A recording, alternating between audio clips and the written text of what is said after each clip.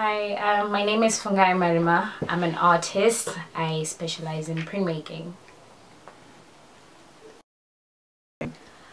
I started printmaking about 4 to 5 years ago, whilst I was on my degree at Havering College. I decided to do printmaking because it was something that I was slightly different from painting, as I studied fine art. So the initial thing that you would do is start drawing or painting, for me anyway, and it was something different from that, so that's why I kind of started.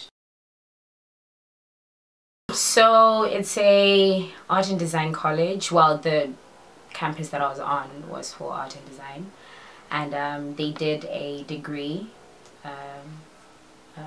a fine art degree there through the Open University.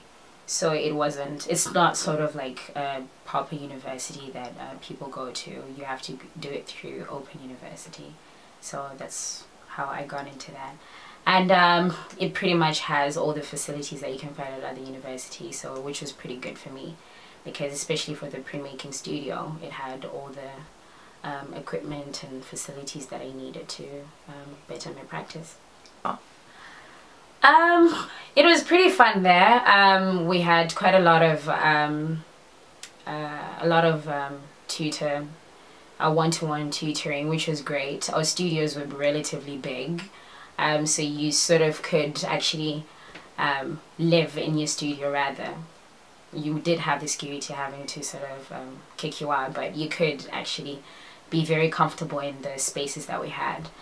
Because it was such a small course as well, it only probably had about 10 people in each year. So it was pretty small and quite intimate, so when you had crits, you felt a lot more comfortable standing up in front of a group of people, which was great, and it builds confidence as well doing art crits. What's art crits? An art crit is when you present your work to your fellow students and your lecturers, and you talk about it, trying to sort of convince people why you're doing certain things, and then after they ask you questions. It's sort of like a debate on the work that you're doing, and it helps you theoretically to sort of understand what you're looking at, and think a lot more on what you're doing rather than just be stuck in your own little world. It's good to show people work and then have it not criticized but discussed upon.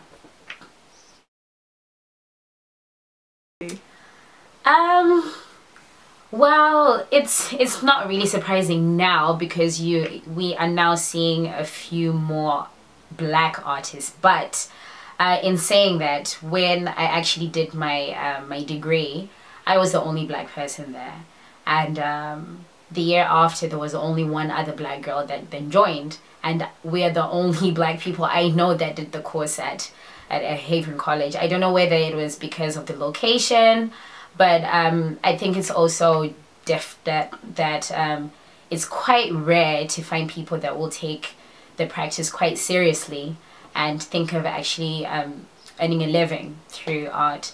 Not a big living, but just to go by.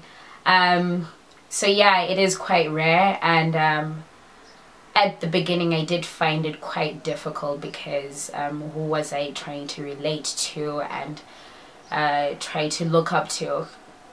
It was quite difficult. It's only now in the recent years that once you do research and once you sort of try to get to know your roots as well, that you then realize that, okay, although there aren't a lot of artists that are out there, there are a few that are trying to pave the way. But it'll be great if I didn't have to look deep into my culture to then realize that there are the black artists that are actually making a living.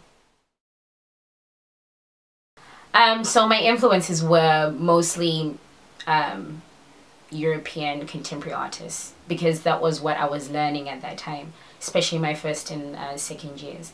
And some of the lectures that I had that were there inspired me as well.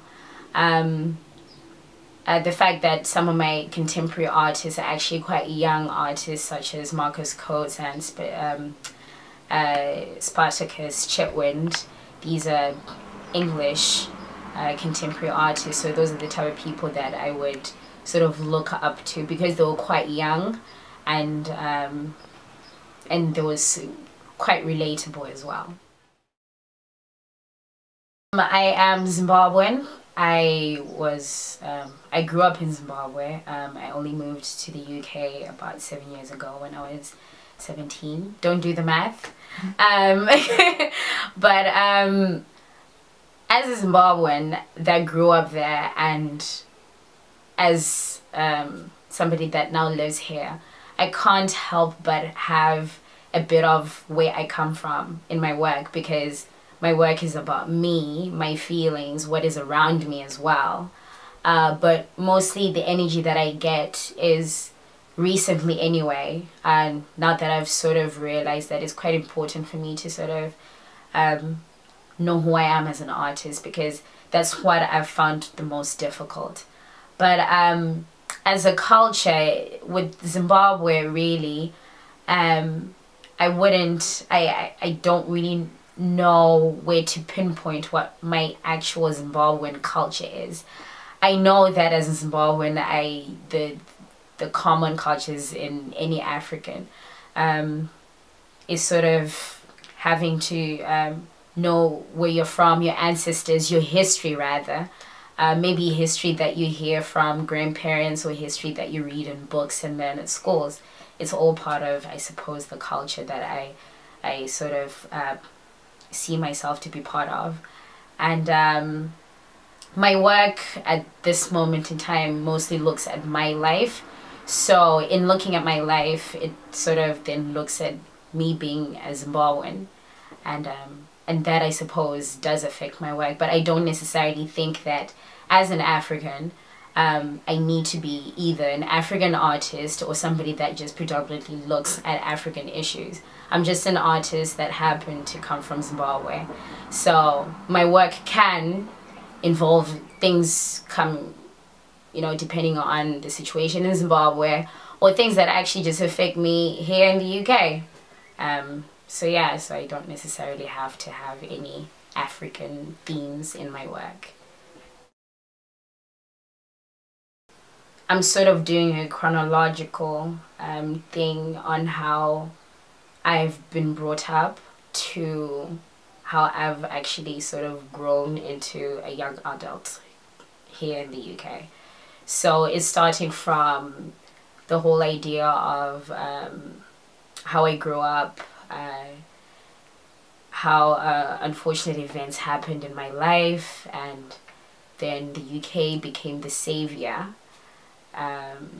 ironically, and then my life here now and what I'm trying to achieve. So at the moment I am kind of trying to pose questions in my life and answer them through my work.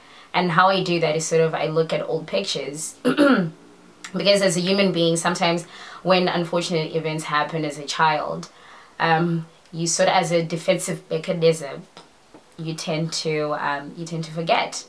And the way I've tried to sort of remember these events, and my childhood rather, is through photographs that have been taken, that were taken of me, of my family, of relatives, people I knew, and friends.